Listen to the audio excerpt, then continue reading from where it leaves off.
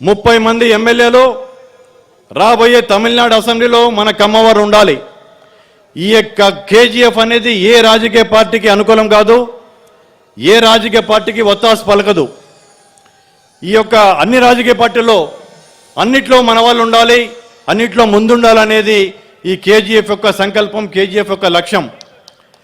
30 మంది శాసనసభలో ఎమ్మెల్యేలు కావాలి, కనీసం ఉప ముఖ్యమంత్రి పదవి మన కమ్మవారికి తమిళనాడులో కావాలనేది మన యొక్క డిమాండ్. ఆ డిమాండ్ కోసం ఏప్రిల్ మే నెలల్లో తమిళనాడులో ఎలక్షన్స్ రాబోతున్నాయి. ఏ రాజకీయ పార్టీలో అయినా సరే ఆసక్తి ఉన్న కమ్మవారి కోసం వారికి టికెట్లు రావటమే కాకుండా వారి గెలుపుకు కూడా ఈ కేజీఎఫ్ తోడ్పడుతుంది, కష్టపడుతుందని ఈ యొక్క సభా వేదికపై నుంచి చెప్పదలుచుకున్నాను.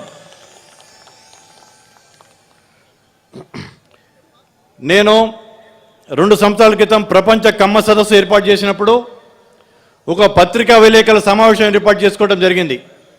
అప్పుడు కొందరు పత్రికా విలేకరులు నన్ను ఒక ప్రశ్న ఇచ్చారు. ఏ విలేకరులు కూడా మీరు మనని వ్యతిరేకించే ఒక పత్రికకు చెందిన విలేకరులు, అన్నిట్లో మీరే ముందున్నారు కదా, ఇంకా ఏం ఆశించి మీరు ప్రపంచ కమ్మ సదస్సు ఏర్పాటు చేస్తున్నారని అడగడం జరిగింది. నేను వారికి చెప్పిన సమాధానం ఒకటే, ప్రపంచంలో అన్ని రంగాల్లో, మా యొక్క భారతదేశంలో అన్ని రంగాల్లో ముందంజలో ఉన్న కమ్మవారు ఒక 2% మాత్రమే. ఎక్కువ మా కమ్మవారు మధ్యతరగతి, దిగువ మధ్య తరగతి, దారిద్ర్య రేఖం కంటే కూడా దిగువన మా వాళ్ళు ఉన్నారు.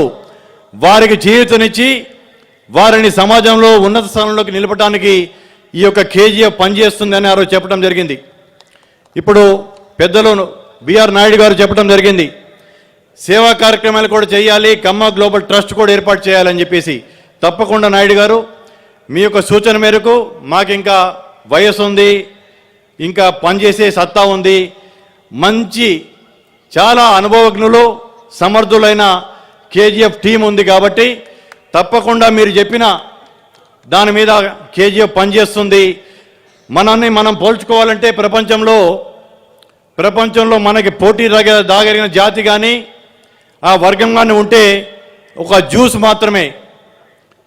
యూదులు ఇజ్రాయిల్కి చెందిన జ్యూస్ వారే మనం వాళ్ళతో పోల్చుకోగలం. వారికి ఉన్న లక్షణాలన్నీ మనకు ఉన్నాయి. ఒక జ్యూసు ఈరోజు ప్రపంచంలో 10 నోబెల్ బహుమతులు వస్తే 10లో కనీసం 6 ఆ జ్యూస్కే దక్కుతూ ఉంటాయి.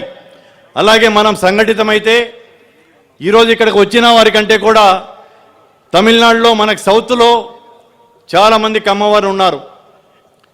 తేని, విరుధనగర్, కోయిల్పట్టి, దిండిగల్ ఇటువంటి ప్రాంతాల్లో మన వాళ్ళు చాలా అధిక సంఖ్యలో ఉన్నారు. అలాగే కోయంబత్తూరు చుట్టుపక్కల కూడా మన వాళ్ళు చాలా పెద్ద